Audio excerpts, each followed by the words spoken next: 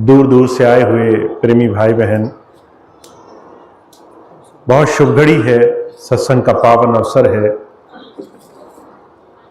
आज हम और आप एक साथ मिल बैठ करके धर्म चर्चा, इस मनुष्य जीवन में धर्माचरण कैसे करना चाहिए, हमारे जीवन का हम कैसे लाभ उठा लेंगे, कैसे अभ्यास, कैसे हमारे जीवन में हर रोज हम उस प्रभु के नजदीक जुड़ने का साधन पाएंगे, इस बात को फिर से अपने जीवन में उतारने का हमें बड़ा सुंदर अवसर मिला है। मनुष्य जीवन जैसा हमें दिखाई देता है, जिस तरह की कामनाएं हमारे जीवन में हैं, जिस तरह का भाव हमारे जीवन में है, उस साधन को कमाना इतना आसान नहीं है। महाराज जी कहा करते थे, गुरु की शरण, गुरु की लगन आसान रास्ता नहीं है।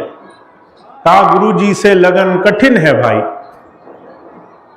गुरु से हमारा जुड़ जाना, गुरु के मार्ग पर चलना आसान नहीं है,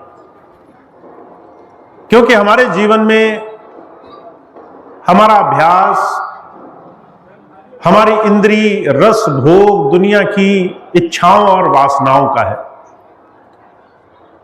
जब तक हम संसार में, संसार से बहुत ज्यादा जुड़े रहेंगे, दुनिया का चिंतन करेंगे, दुनिया की लालसा रहेगी, दुनिया की चीजों को भोगना सुख लगता रहेगा, तब तक हम इस संसार में हमारे सनातन सत्य की तरफ नहीं जा सकते। और महाराज जी कहा करते थे, आज के इस कलयुग में, इस समय में इंसान के अंदर चीजों को पाने की वृत्ति, हमें मिलता रहे, हम हर पल पाना चाहते हैं। हर चीज से हमारे जीवन में कुछ न कुछ हमें मिलता रहे, ऐसी बड़ी भारी अपेक्षाएं हैं हमारी। और ये अपेक्षाएं इंसान की अधोगति, उसके नरक का रास्ता बनी हुई है। अगर आपको इस चीज को परखना हो तो आप अपने आसपास, अपने इर्द गिर्द के समाज को देखना, अपने आसपास के घरों को, परिवारों को देखना। हर एक इंसान पाना चाहता है, कोई देना नहीं चाहता। हर एक इंसान की अपेक्षाएं हैं, मेरे सुख का कारण तुम्हारी अधीनता है, तुम गुलाम बनकर रहो, मेरे हिसाब से चलो, मेरे हिसाब से जीवन जियो, मेरी बात नहीं मानी तो मैं नाराज हो जाऊंगा, मेरी इच्छा पे नहीं चले तो मैं अपने जीवन में सुखी नहीं हूं। महाराज जी कहा करते थे, अपेक्षाओं से हर एक इंसान इतना बंधा हुआ है। और अपेक्षाएं आती कहां से हैं? मन और संसार में सुख भोगने की वृत्ति से। कहा इंद्रियों के बस मन रहे, मन के बस रहे बुद्ध, कहो ध्यान कैसे लगे जहां ऐसा विरुद्ध।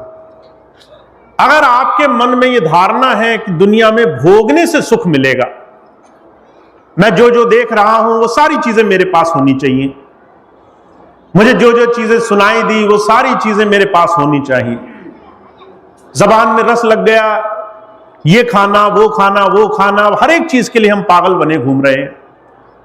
हुजूर कहा करते थे, इंद्रियां आपको संसार में भोग वृत्ति की तरफ भगा रही है।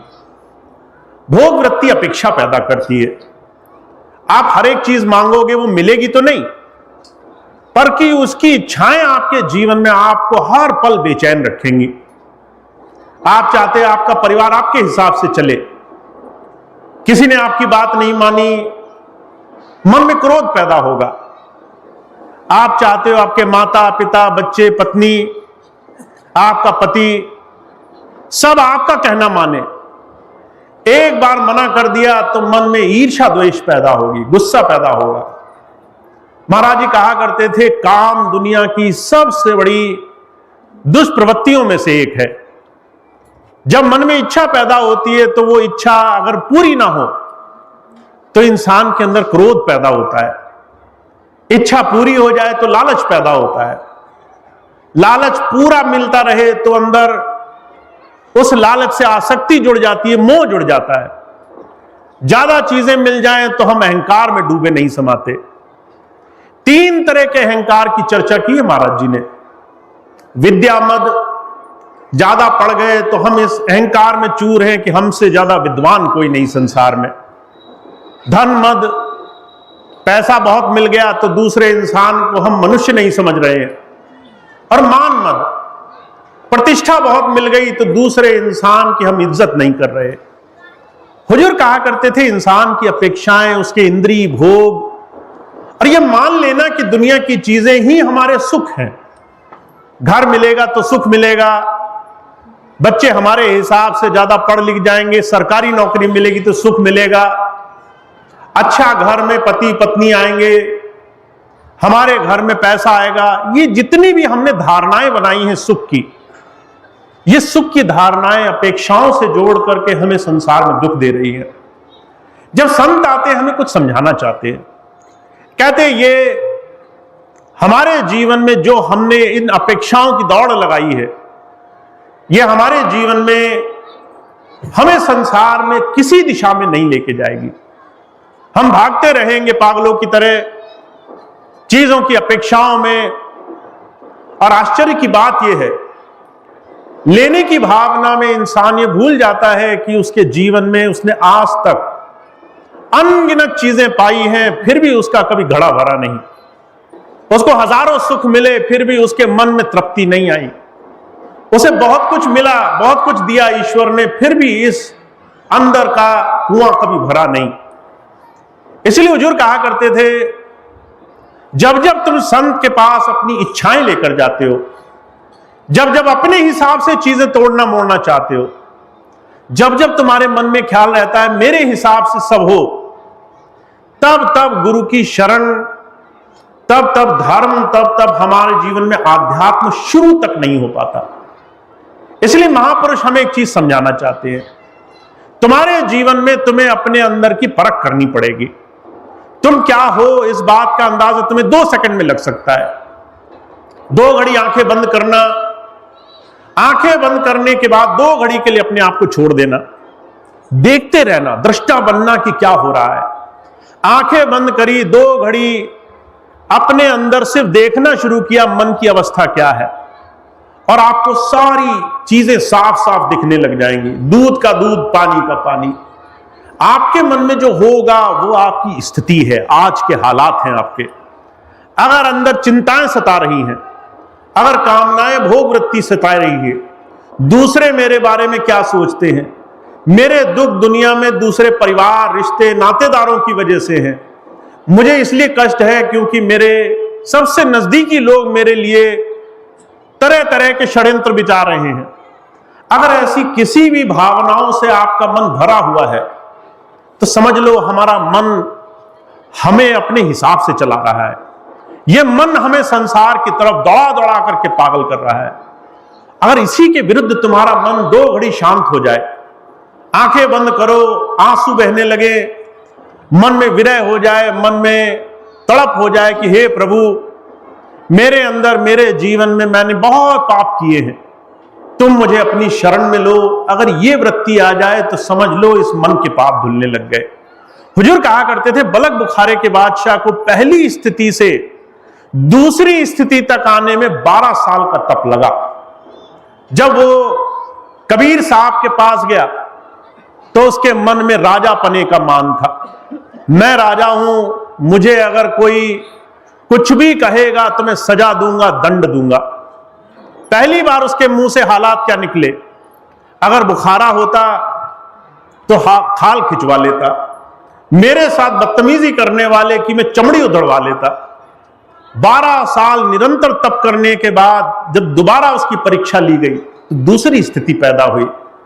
जब दोबारा स्थिति पैदा हुई तो आंसू बहते थे, अगर मैं पापी नहीं होता तो कबीर साहब कब का मुझे नाम दे चुके होते, कबीर साहब कब का मुझे अपना चुके होते।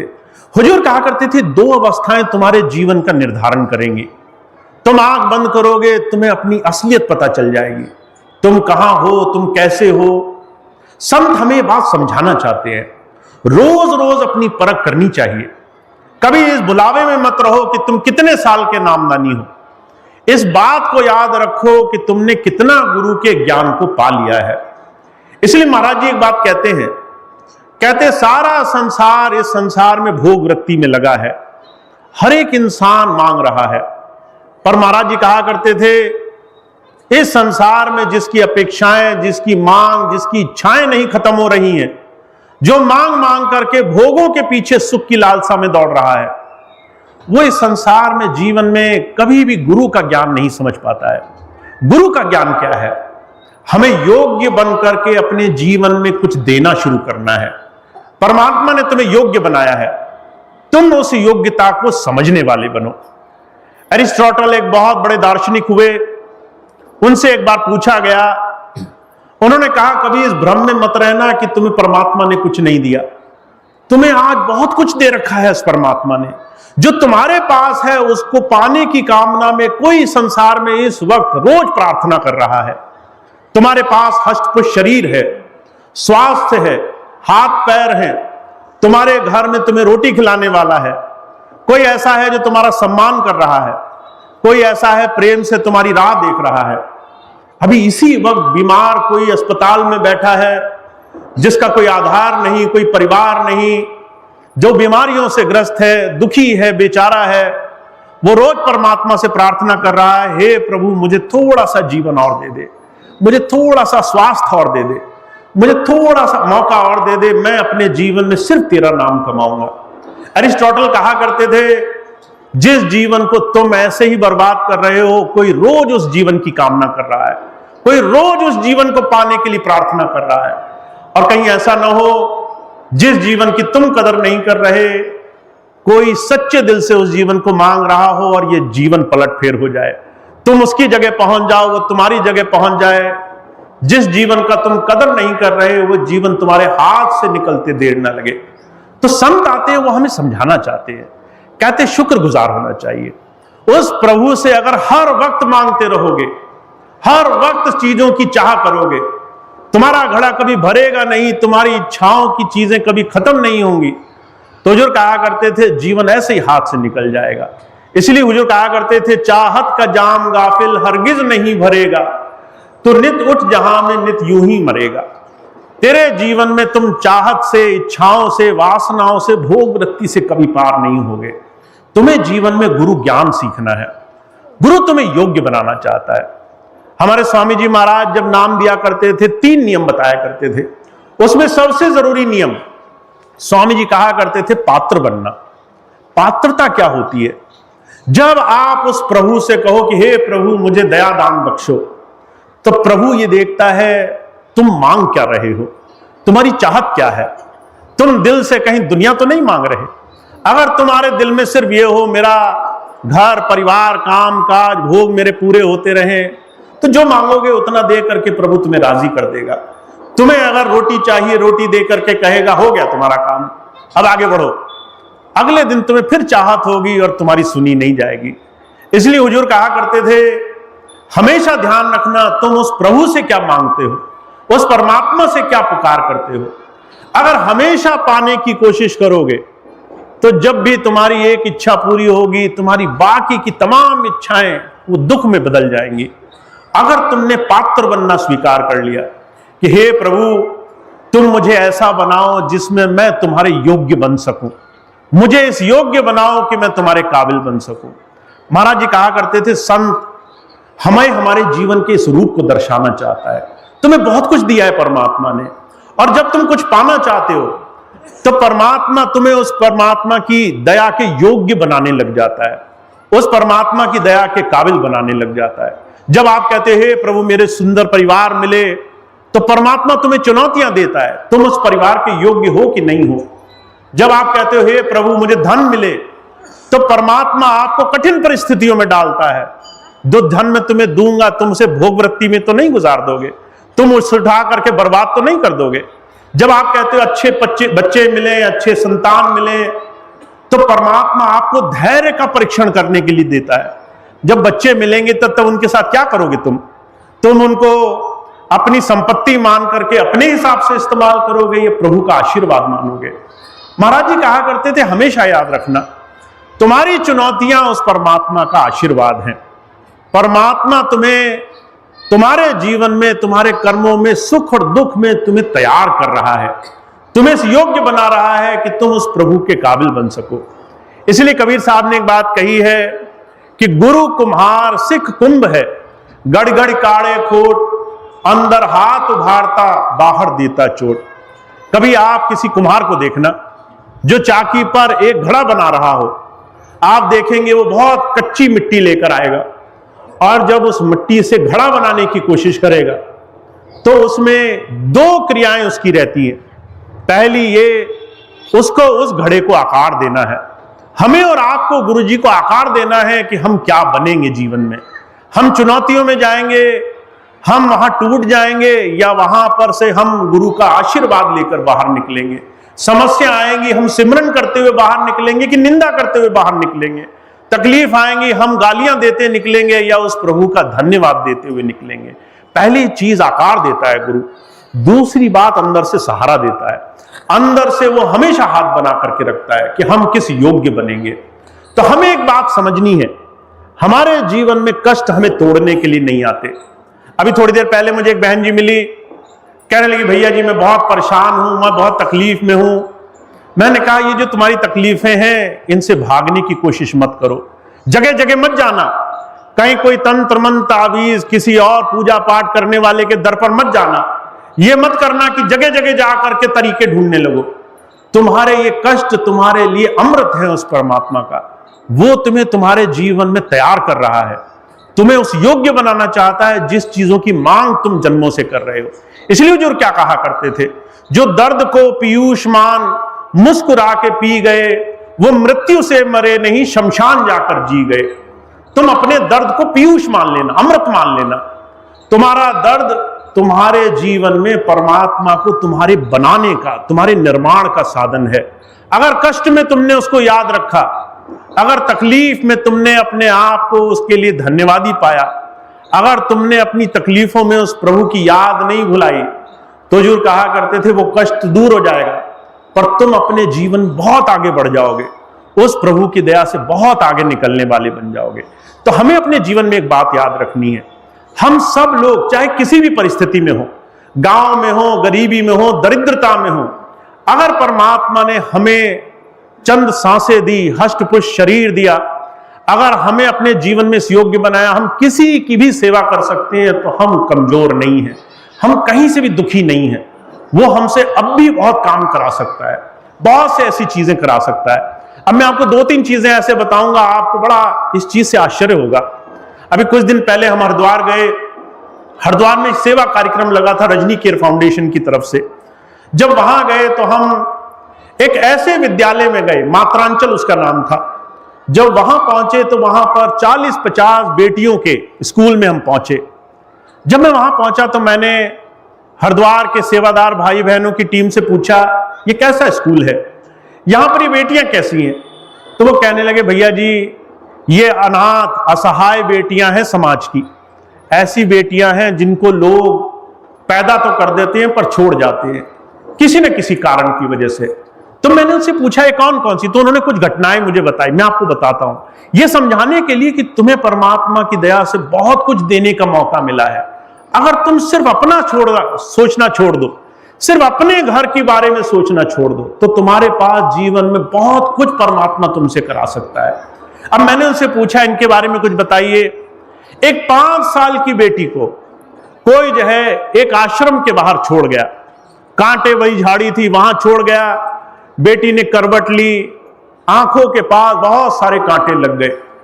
ऐसी हालात में उसको वहां पर किसी ने पाया और उस स्कूल में देकर गए। जब वहां पर उस बेटी को लाया गया तो पहले उसको अस्पताल ले जाना पड़ा क्योंकि वो कांटे अंदर तक छिद गए थे। उसकी आंख खराब हो गई, कई महीने इलाज चला। उसके बाद वो इस लायक बनी कि वो अपनी रोज की जीवन, अपने रोज के काम काज कर सके, वो भी बिना माता पिता के। माता पिता नहीं है उसके, उसे इस स्कूल में रह करके असहाय होकर के जीवन जीना है। एक दूसरी बेटी को कोई छोड़ गया, 5 दिन की बेटी को। 5 दिन के बच्चे को जब वहां लेकर आए तो मैंने उनकी जो स्कूल की अध्यापिका थी उनसे पूछा पांच दिन की बेटी को कैसे रखा आपने? वो कहने लगी कि महाराज जी, जब ये 5 दिन की बेटी हमारे पास लाई गई तो हमारे हाथ पैर फूल गए। हमने सोचा 5 दिन के बच्चे को हम कैसे संभालेंगे, 5 दिन के बच्चे की हम से देखभाल कैसे करेंगे। आप 5 साल 10 साल के बच्चे की तो देखभाल कर सकते हैं, कोई आया हो, नर्स हो, कोई देखने वाला हो। 5 दिन के बच्चे को तो हर पल का साथ चाहिए, हर पल उसकी देखभाल चाहिए। वो कहने लगे हमारे हाथ पैर फूल गए, हम कैसे करेंगे? पर सबने कहा या तो तुम इस बच्चे को रखो या गंगा जी में बहा दो, और कोई रास्ता नहीं है। जब ये बात कही तो वो बहन कहने लगी मैंने हिम्मत करी, मैंने इस बच्चे को अपने बच्चे की तरह इस स्कूल में पालना शुरू किया। ऐसी 40 कहानियां उन्होंने मुझे सुनाई, 40 बेटियों की। एक ऐसी बेटी वहां कोई दे गया जिसको जो है कोई पाखंडी महात्मा रोज पीटा करता था, रोज उसको मारा करता था। एक दिन किसी को वो बच्ची मिली, वो बच्ची जो है कोई छुड़ा करके उस विद्यालय में दे गया। एक ऐसी बेटी मिली जिसे 12 साल में कोई शादी करा रहा था। ऐसी हालत में उन्होंने ये सोचा इस बच्चे की शादी हो गई तो इसका जीवन तो नर्क हो जाएगा। उस बच्ची को बचाकर लाए, उस स्कूल में दाखिला दिया। मैं उस दिन आधा घंटा बैठा रहा, हर एक बच्ची की कहानी सुनी। उन्होंने मुझसे अनुरोध किया कि अगर आप जैसे लोग हमारे समाज में हो रही इन तमाम विकृतियों के लिए आवाज नहीं उठाएंगे, अगर आप देना नहीं शुरू करेंगे, अगर आप इसमें से एक बच्चे का भी सहयोग नहीं करेंगे तो फिर इन सब बच्चों का क्या होगा। महाराज जी कहा करते थे सिर्फ अपने बारे में मत सोचो, इस संसार में परमात्मा ने तुम्हें बहुत कुछ दिया है, पर ऐसे अनगिनत बच्चे हैं, अनगिनत लोग हैं जो असहाय हैं। अभी श्याम बिहारी भैया कह रहे थे भैया जी कुछ मांगते नहीं है, भैया जी को कुछ चाहिए नहीं। जब मैं वहां उन बच्चों के सामने बैठा, मेरे मन में उस वक्त ख्याल आया इनके लिए तो कुछ भी करना पड़ जाए तो जीवन में करने से पीछे नहीं हटेंगे। इन बच्चों के लिए अगर जीवन में करने के लिए कितना ही जोर क्यों ना करना पड़े, चाहे किसी के भी हाथ फैलाने क्यों ना पड़े, अगर हम अपने ही जीवन में सिर्फ स्वार्थ के लिए जीते रहे, अगर हमने ये नहीं देखा कि हम समाज में किसी गरीब, दरिद्र, किसी जरूरतमंद, किसी असहाय की सेवा नहीं कर सकते। हुजूर कहा करते थे जब तक तुम्हारे अंदर देने की भावना नहीं आएगी तब तक जीवन शुरू नहीं होगा। बोलना आसान होता है, जब हम मंच पे चढ़ जाते हैं, जब हम किसी बड़े मंच पर पहुंच जाते हैं, बड़े बड़े उद्बोधन देने में बड़ा आनंद आता है, क्योंकि उसमें हमें बड़े मान का, बड़ी प्रतिष्ठा का आनंद आता है। पर हुजूर कहा करते थे जब आप ऐसी जगह जाओगे जहां सच में कोई जरूरतमंद है, जिसके जीवन में कोई सहारा नहीं है, तब आपको उस परमात्मा की कृपा का अपने ऊपर एहसास होगा कि हे प्रभु मुझे तो कितना दिया है तुमने, मेरे घर में सब कुछ है, मेरे घर में मुझे देखने, भालने, जानने, पहचानने, फिक्र करने वाले मौजूद हैं, मेरी चिंता करने वाले मौजूद हैं। अगर मैं रोटी ना खाऊं तो माता कहती है कि तू बीमार हो जाएगा, तू रोटी खा ले। कोई ऐसा है संसार में जिसको कई कई दिन तक कोई पूछने के लिए नहीं है। तो जो कहा करते थे जीवन में सम्मान करना शुरू करो, इस जीवन का जो परमात्मा ने तुम्हें दिया है, जो परमात्मा ने तुम्हें दिया उसके लिए अपने जीवन में कृतार्थ होना शुरू करो, कृतज्ञ होना शुरू करो। ये तभी होगा जब अपेक्षाओं से दिल हटाओगे, जब मांगना छोड़ दोगे, जब देखोगे कि सब ने तुम्हारे लिए अच्छा ही किया है। जीवन में जो कुछ भी तुम्हें मिला उसके तुम और हम अधिकारी नहीं थे, उस परमात्मा ने हमें इस लायक समझा कि हमें अच्छे जीवन में उसने बरत दिया, अच्छा मौका दे दिया। अब तुम इसके लिए सही नजरिया बनाओ, सही दृष्टिकोण बनाओ। हर रोज अपने घर में मांगने से पहले देना शुरू करो, अपने घर से शुरू करो। इसलिए महाराज जी एक छोटी सी बात कहा करते थे, चैरिटी बिगिंस एट होम। अगर तुम्हें अच्छाई करनी है ना तो तुम अपने घर से ही शुरू कर पाओगे। जब तुम अपने घर जाओगे और माता तुम्हें एक बार कहेगी कि बच्चे खाना खाओ, तुम्हें झुंझलाहट होगी कि बार बार मेरे पीछे पड़े रहते हैं। उस वक्त एक बार अपने दिल पर यह सोच करके कि ये तो सिर्फ तुम्हारा भला चाहती है, सिर्फ तुम्हारा अच्छा चाहती है, एक बार मन में धन्यवाद करना, हे प्रभु मुझे आज तूने ऐसी माता दी, ऐसे पिता दिए, मेरी चिंता करने वाला कोई है। संसार में कई बच्चे ऐसे हैं, कुछ नहीं है। कई बार आपके पति पत्नी जो आपके लिए तरह तरह की परेशानियां झेले, आप एक बार उनकी बात सहन कर लेना कि चलो कोई ऐसा है जो मेरे लिए थोड़ा सा अच्छा सोच रहा है। हुजूर कहा करते थे जब आपका नजर बदलती है, जब आपका दृष्टिकोण बदलता है, तब गुरु की कृपा नजर आती है। तो हमें अपने जीवन को बनाना तो तभी आएगा जब हम अपना गृहस्थ संभाल लेंगे। इसीलिए महाराज जी एक बात कहा करते थे, स्वधर्म का पालन भक्ति की सबसे पहली परिकाष्ठा है।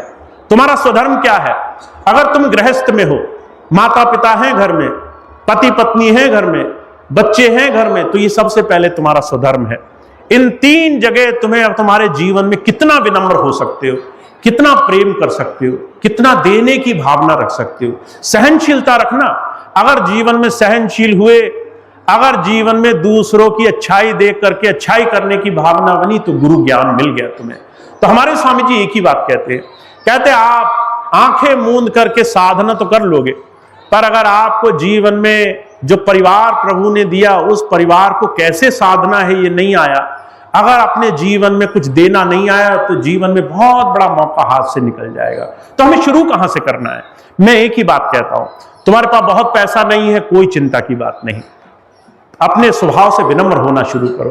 तुम्हें लगे कि कोई दुखी है, दो मीठे बोल बोलना शुरू करो। तुलसीदास जी ने एक बात कही है, कहा है कि हमारे जीवन में अगर तुम थोड़ी सी जबान मीठी कर लो, कहा वर्षीकरण एक मंत्र है, तज दे वचन कठोर, तुलसी मीठे वचन से सुख उपजे चौओर। कहते हैं अगर तुम्हें कुछ नहीं कर बनता है, तो कम से कम अपनी बात मिठास से कहना। थोड़ा जबान में मिठास होनी चाहिए, कर्कशपन नहीं होना चाहिए। दूसरे को बोलते ये ना लगे कि तुम दूसरे की जान लेना चाहते हो, तुम्हारी बात में मिठास होनी चाहिए। और महाराज जी एक बड़ी सुंदर बात कहा करते थे, अगर तुमने कड़वी बात भी मिठास से कही, तो दूसरा व्यक्ति प्यार से सुन लेगा। और तुमने अच्छी बात, किसी की भले की बात भी जरा तंज होकर, ताने से मारी, अहंकार से कही, दूसरे को ताना मार के कही, तो दूसरा तुम्हारी अच्छी बात में भी गलतियां ढूंढेगा, दूसरा तुम्हारी अच्छी बात में भी अर्थ नहीं जान पाएगा। तो हमारे जीवन में हमारा स्वभाव, आचरण, हम गुरु से क्या सीखे हैं, गुरु हमारे जीवन और स्वभाव में नजर आता है। तो मैं आपसे एक ही बात का अनुरोध करना चाहता हूं, भक्ति में, ध्यान साधना में, अपने जीवन में गुरु से जुड़ने के लिए आपको जो सबसे पहली चीज की जरूरत है, वो ये कि आप अपने आप को अच्छा बनाने के लिए क्या कर रहे हो, आप अपने आप को बेहतर बनाने के लिए क्या कर रहे हो। और हमारे स्वामी जी महाराज एक ही बात कहा करते थे, गुरु तुम्हारे जीवन यात्रा के तमाम भक्ति मार्ग में तुम्हें यह नहीं कहता कि तुमने क्या पा लिया। तुमने शुरुआत की आज से 10 साल पहले, 10 साल बाद तुम कितना पा चुके, इससे तुम्हारी योग्यता नहीं जानी जाएगी।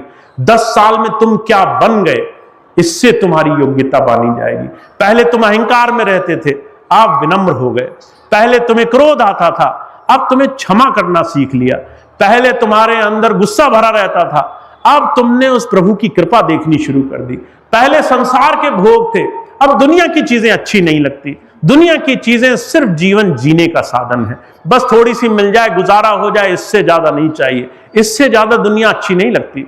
हुजूर कहा करते थे तुम क्या बन गए, ये गुरु तुम्हें सिखाना चाहता है। तो हमारे और आपके जीवन में कभी भी आप हमेशा संसार की चीजों की तरफ नजर रखेंगे, तो संसार कड़वाहट से भरा रहेगा, यह हृदय कड़वाहट से भरा रहेगा। हमेशा लगेगा कि हमें परमात्मा ने कुछ नहीं दिया। कभी आपने देखा होगा अपनी चारों तरफ बहुत से सत्संगी भाई बहन आते हैं, कहते हैं हमें तो कुछ मिला ही नहीं, हमें तो कुछ प्राप्ति नहीं हुआ, हम तो बहुत दुखी हैं, हम तो बहुत कष्ट में हैं। कष्ट उसे दिखाई देता है जिसे संसार में सिर्फ लेने की भावना होती है, और जिसे पता है कि मुझे उस प्रभु की दया से बहुत कुछ मिल गया। तो हुजूर कहा करते थे उसके लिए जितना है, जो प्राप्त है वही पर्याप्त है, जितना मिल चुका है उसी में वो राजी है, उसी में उसकी खुशी है। तो हमने अब एक चीज को समझना है कि हम अपने जीवन को कैसे देखेंगे। आज जो आपके पास है उसको आप कैसे देखोगे। अगर आपको लगता है कि मुझे तो कुछ नहीं मिला, तो जाहिर सी बात है आपकी ये यात्रा बड़ी लंबी चलने वाली है। आप भागते दौड़ते रहेंगे, हर से उम्मीद करते रहेंगे, अपेक्षाओं में रहेंगे, माता पिता, पति पत्नी, भाई बंधु, रिश्ते नातेदार, पड़ोसियों से इस चिंताओं में लगे रहेंगे कि दूसरे मेरे बारे में क्या सोचते हैं, लोगों की सोच मेरे बारे में बुरी ना बने, चाहे मैं उसके लिए 1000 बुरे कर्म कर डालूं। इसी विपत्ति में आप उलझते रह जाओगे। हुजूर कहा करते थे भाई ऐसा ना करना कि तुम जो है कोलू के बैल बन करके बने रह जाओ, चारों तरफ एक ही दिशा में घूमते रहो और कहो कि मैं तो वर्षों से चला रहा हूं, मेरा तो रास्ता ही तय नहीं हुआ। तो हुजूर कहा करते थे आपको जीवन बनाना है तो आपको जीवन में विचार करना होगा कि कब मैं अपने जीवन में आगे बढ़ूंगा। उसके लिए आज अपने जीवन को देखो। अगर आज आपको लग रहा है कि मुझे अब सिर्फ अंदर से उस प्रभु को पाने की विरह है, अंदर से लगन लग गई है, मैं आंखें बंद करता हूं आंसू बहने लग जाती है। कहा विरह विरह तू आखिया, विरह तू सुल्तान, जाघट विरह न उपजे सो घट जान मसान। अगर तुम आंखें बंद करो और आंसू बहने लग जाएं तो समझ लेना वो प्रभु तुम पे मेहरबान है, तुम्हारा गुरु तुम्हारा स्वामी जी तुम पर मेहरबान है, तुम्हें प्रेम भक्ति दे रहे हैं, तुम्हारे अंदर तुम्हें जोड़ने के लिए उन्होंने प्रेम भर दिया है। और अगर तुम्हारे दिल में हमेशा मांगे रहे तो समझ लेना अभी दिल्ली दूर है, अभी बहुत दूर जाना पड़ेगा, अभी तो भक्ति के लिए बड़े कमर कसने पड़ेंगे। तो आपको थोड़ा सा इस बात को समझना पड़ेगा, कैसे हम गुरु के नजदीक आ सकते हैं, कैसे हम गुरु से प्रेम कर सकते हैं। और मैं एक ही बात कहता हूं, गुरु का मिशन आश्रम बनाना नहीं होता, डेरे बनाना नहीं होता। वो जो है बड़े बड़े आश्रम खोलने नहीं आते कि हमारे 10, 20, 50, 100 आश्रम हो गए, हम इतने बड़े प्रसिद्ध गुरुजी हो गए। इससे गुरुजी को कुछ लेना देना नहीं होता। गुरुजी जब आपको देखते हैं तो आपको देखकर सिर्फ एक चीज सोचते हैं, इसने मेरी बात पर चलना मान करके स्वीकार किया कि नहीं किया। अगर किया तो उन्हें गर्व हो जाता है, वो कहते हैं चलो मेरी बात जैसे भी अच्छी लगी, मानी तो सही, किसी दिशा में तो चलना शुरू किया। तो जो कहा करते थे हमने बस एक चीज का ध्यान रखना है, हम कैसे अपने आप को नेक, कैसे अपने आप को अच्छा, कैसे अपने आप को सेवा के लायक योग्य बनाने वाले बनेंगे। तो मैं एक ही चीज कहता हूं, आपको संकल्प लेना पड़ेगा। आप ऐसे नहीं कर पाओगे इस चीज को। आज सुना और मैं गारंटी देता हूं अभी आधे घंटे बाद आपको याद नहीं रहेगा, आधी चीजें दिमाग से निकल जाएंगी। इतने संसार के झंझट हैं, इतनी चीजें आएंगी कि आपको याद ही नहीं रहेगा सत्संग में क्या बोला गया। 2 दिन बाद तो आप विषय तक भूल जाओगे और 5 दिन बाद तो यही भूल जाओगे कि सत्संग किस दिन था, कौन सी तारीख को पीलीभीत का सत्संग हुआ था। तो ये चीजें दिमाग से निकलना बहुत आसान है। आपको संकल्प लेना पड़ेगा। आज संकल्प लेकर जाओ, रोज संकल्प को दोहराना कि मैं आज से आने वाले हर एक दिन में एक अच्छा काम जरूर करूंगा, एक अच्छा काम करने के लिए जरूर प्रयास करूंगा। सुबह से ही प्रयास करना, सुबह से ही दिन निकले कोशिश करना, किसी से मीठा बोलूं, किसी के लिए अपनी वाणी मीठी रखूं, किसी की सेवा करूं, किसी के लिए जीवन में कुछ अच्छा करने की भावना रखूं। अब पूरा दिन निकल जाए और आपको लगे मैंने आज कुछ अच्छा नहीं किया, मेरा पूरा दिन काम में व्यस्त हो गया। तो जो कहा करते थे घर में जाके कम से कम मीठे रहना, घर जाकर के विनम्र हो जाना। अगर लगे बच्चे बात नहीं मान रहे हैं, नाराज हो रहे हैं, गुस्सा करने का मन करे, तो उस दिन दिल पर थोड़ा सा सहनशीलता धारण कर लेना कि चलो प्रेमी हैं, चलो उस परमात्मा के भेजे हुए हैं, चलो आज इन पे नाराज नहीं होते। माता पिता बार बार कहें तो जो है थोड़ा सा विनम्र हो जाना, चलो अपने ही माता पिता हैं, भला ही सोचते हैं। हुजूर कहा करते थे जब आप एक प्रयास करते हो तो वो प्रभु आपसे राजी हो जाता है। जब आप उसकी दरबार में, उसकी दिशा में एक कदम रखते हो तो वो गुरु आपसे राजी हो जाता है। तो हमारे जीवन में भक्ति कोई मुश्किल काम नहीं है, सिर्फ हमें योग्य बनना है, पात्र बनना है। हमने अपने जीवन को अच्छा बनाने की कोशिश करते रहना है। तो आज ऐसे ही सुंदर मार्ग से आपको और हमको स्वामी जी ने जोड़ा है।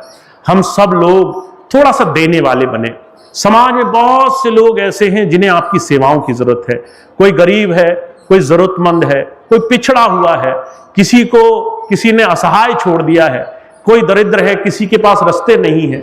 ऐसे अनगिनत लोगों को आपकी सेवाओं की जरूरत है, आपके थोड़े सहयोग की जरूरत है। जब आप देना शुरू करोगे तो आप देखोगे हर जगह, हर घट में ईश्वर का वास आपको दिखाई देने लग जाएगा।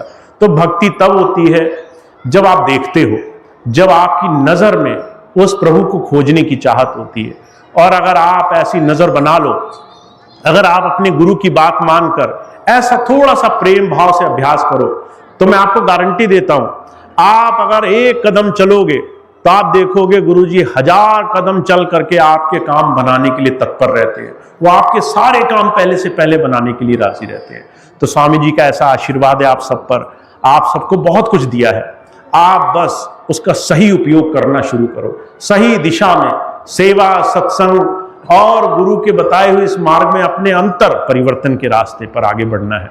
तो मैं इतनी बात कहता हूं कि हम सब लोग चाहे कुछ भी ना करें, पर अगर अंदर से हम उस प्रभु के दिए हुए जीवन का सत्कार करें और साथ साथ अपने समर्थ प्रयास से कुछ सेवा करने की कोशिश करें, किसी का भला करने की कोशिश करें, तो हमारे जीवन में हम गुरु की दया से जुड़ने लग जाएंगे। तो ये स्वामी जी की बात है जो मैंने आज आपकी सेवा में रखी। आप इसका लाभ उठाएं, ऐसा मेरा प्रयास है। आप ज़्यादा से ज़्यादा सेवा पथ पर आगे लगे, आप ज़्यादा से ज़्यादा अपने जीवन से किसी के लिए कुछ करने की चेष्टा रखें, अंदर भाव रखें कि मैं कैसे किसी का भला कर सकता हूं, और आप देखेंगे आपके जीवन में कितनी गुरु की कृपा आपको महसूस होती है। तो इस बात को ध्यान रखना है, इसको संकल्प में बांधना है, अपने जीवन का हिस्सा बनाना है। तो इतनी बात कह के मैं अपनी बात समाप्त करता हूं। आप सभी का बहुत बहुत धन्यवाद। आज बहुत से भाई बहन हमारे बीच में आए हैं और बहुत से भाई बहन गुरु पथ से जुड़े हुए हैं। मैंने अभी छोटा सा जिक्र किया आपके सामने कि जितने भी सत्संग के कार्यक्रम के आयोजन हैं, उसके साथ साथ स्वामी जी महाराज ने एक छोटा सा हमें प्लेटफॉर्म दिया है, रास्ता दिया है, कैसे हम सही मायनों में जरूरतमंद की सेवा कर सकते हैं। सेवा के इस प्लेटफॉर्म पे, सेवा के इस माध्यम में बहुत सारे हमारे भाई बहन जुड़ करके सहयोग कर रहे हैं, और वो पूरा भरसक सहयोग करते हैं, भरसक प्रयास करते हैं कैसे वो किसी जरूरतमंद, गरीब, किसी असहाय की सेवा के लिए अपना थोड़ा सा योगदान दे सकें। और योगदान देने के लिए आपका धन ही काफी नहीं है, आपका समय भी बहुत जरूरी है। आप अगर समय भी ना दे पाएं तो आपकी भावना भी बहुत जरूरी है। कम से कम जो सत्संग में आ रहा है, आप उससे प्यार से बात करते हैं कि नहीं करते। कोई अगर आपसे इस आश्रम में मिलने आया या आपके घर में आपसे मिलने आया, तो आपके अंदर से आपके गुरु दर्शन की झलक मिलती है कि नहीं मिलती। लोग आपसे मिले और कहें कि ये व्यक्ति कुछ विशेष है, इसको कहीं से कुछ मिला है, इसने जरूर किसी महात्मा से कुछ पाया है, ये जरूर कुछ जीवन में सीख चुका है, ऐसा लोगों को आभास हो जाए आपके जीवन से जुड़ के, तो हमारा जीवन दर्शन है, हमारा जीवन दर्पण है। तुम समाज में जब जाओगे और लोग तुम्हारे पास आएंगे तो उन्हें दो चीजों का आभास होगा। एक तो उन्हें गुरु की कृपा का आभास होगा, अगर आपके जीवन से वो झलक रही है, लोगों को आपके आचरण से समझ में आ जाएगा आप कहां जुड़े हुए हो। अगर आपका आचरण प्रेम भाव से जुड़ा हुआ है, ईर्ष्या द्वेष से ओतप्रोत नहीं है, आप इस संसार में मन से नहीं उलझते हो, तो आपके जीवन से लोग समझ जाएंगे आप कहां जुड़े हुए हो, किस महात्मा से जुड़े हुए हो। दूसरा, अपनी स्थिति का आभास होगा, आप आईने की तरह दिखाई दोगे उन्हें, वो आपको देखेंगे और अपने जीवन पर विचार करेंगे, ये तो इतना देवदार बन गया, हम तो कुछ भी नहीं कर रहे। लोगों के जीवन में प्रेरणा आएगी, लोग जीवन में सुधरना चाहेंगे। तो महाराज जी कहा करते थे इस बात का थोड़ा सा भाव रखना। मैं एक छोटी सी बात और कहूंगा। अभी थोड़ी देर पहले मुझे एक बहन जी मिली, कहने लगी भैया जी, हम जिस परिवार में, जिस घर में रहते हैं, वहां लोग बहुत बुरा बुरा चाहते हैं, लोग जो है बहुत अपेक्षाएं रखते हैं। मैं देखती हूँ चारों तरफ लोग तरह तरह की बातें करते हैं, कई बार वो बातें नहीं सुनी जाती, क्या करना चाहिए। अब ये बात ध्यान रखना, जब हम कहते हैं कि गुरुजी हमारे मन में बस गए, तो इसका मतलब है आप कैसे आचरण करोगे, ये बात आपके उस समय परख में आएगी जब आप कठिन परिस्थिति में होगे। जब कोई आपको गाली देगा तो आप किस भावना से उसके साथ व्यवहार करोगे। तो महाराज जी कहा करते थे दो तरीके हैं। एक तरीका तो ये, तुम ये मान लो ईश्वर नहीं होता है, परमात्मा कोई चीज नहीं होती है, जो करना है तुम्हें ही करना है। अगर कोई तुम्हारे सामने आया और कोई तुम्हारा बुरा करना चाह रहा है, तो तुम जो है उसके पीछे पड़ जाओ और उसका दुगना बुरा करो, 4 गुना बुरा करो। ये तभी संभव है जब तुम ये मान लो कि ईश्वर कोई नहीं होता है। तुम्हें ही सारे फैसले करने पड़ेंगे।